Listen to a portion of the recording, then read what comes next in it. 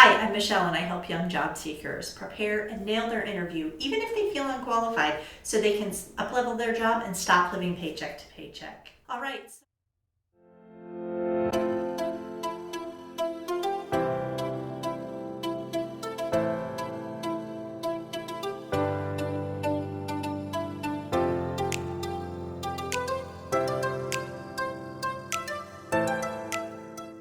So last week we talked about what is your biggest weakness. That video is up there if you're interested in watching it. But this week we are going to talk about tell me about your biggest strengths. So what we're going to talk about is how to structure your answer so that you can have a very clear, concise answer for the interviewer. And we're also going to talk about what not to say and how not to say it. So first let's get started with what not to say, and then we'll get into the structure of how you're going to answer your question, and then we're going to follow up with some examples. So make sure to stay till the end. There's some really good ones coming up. All right, so let's get started with what not to say. So you don't want to say one-word answers like, I'm very organized, I have good time management, I'm really great at negotiations. Don't give one-word answers. You want to set it up, and then you're going to tell a story. So you're going to set up what your greatest strength is, and you're going to tell the story after that.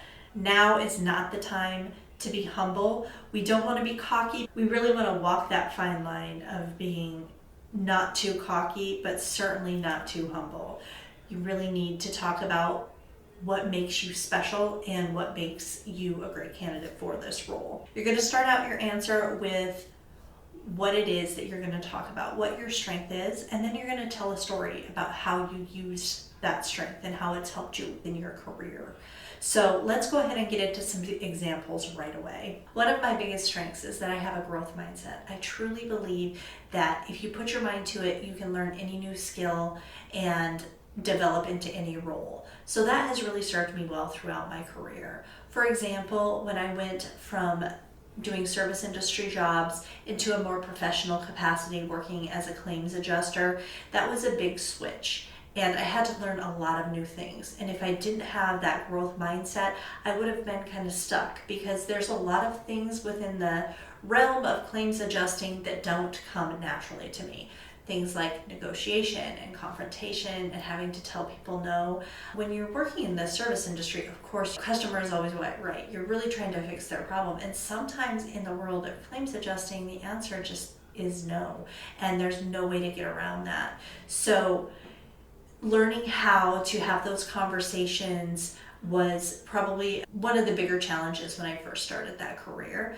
But I went ahead and I knew that I could learn how to do it. So what I did was listen to other people around me, how they had those conversations, how they were able to, communicate in a way that helped people understand them and take maybe that no a little bit softer than they would if you're just like, nope, too bad.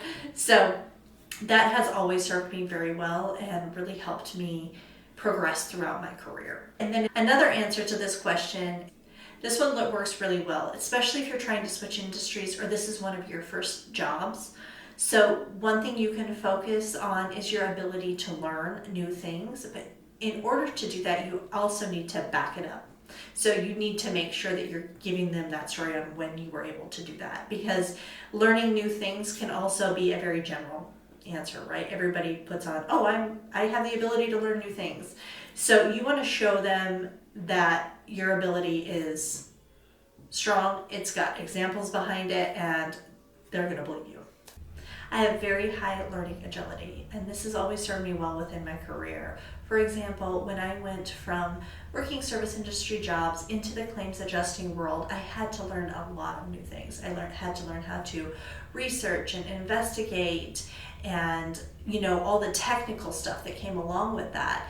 And I was really able to pick that up fairly quickly and became a top performer on my team right away. As a matter of fact, my ability to learn really helped me get set up for success, because I was able to get promoted from that entry-level position into a specialist position within the first year of my employment there. So that continued to help me throughout that role also. I was able to be known as a high performer in that role and just kept moving forward. And I really attribute that to my ability to learn things fairly quickly, fairly efficiently, and being open to feedback. So you can see, using those examples, you were talking about more than one thing.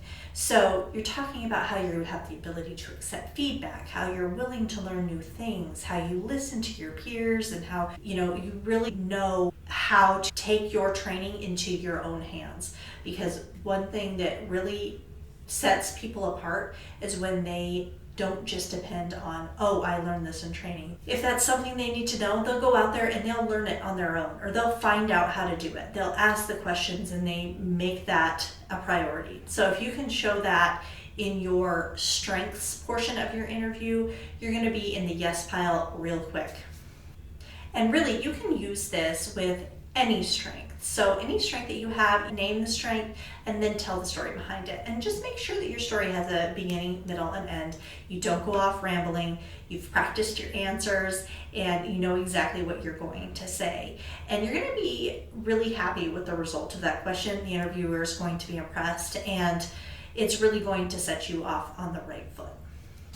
All right, so I hope that was helpful. If it was, please make sure to hit the like button, subscribe, and then hit the notifications so you'll find out when my next video is out.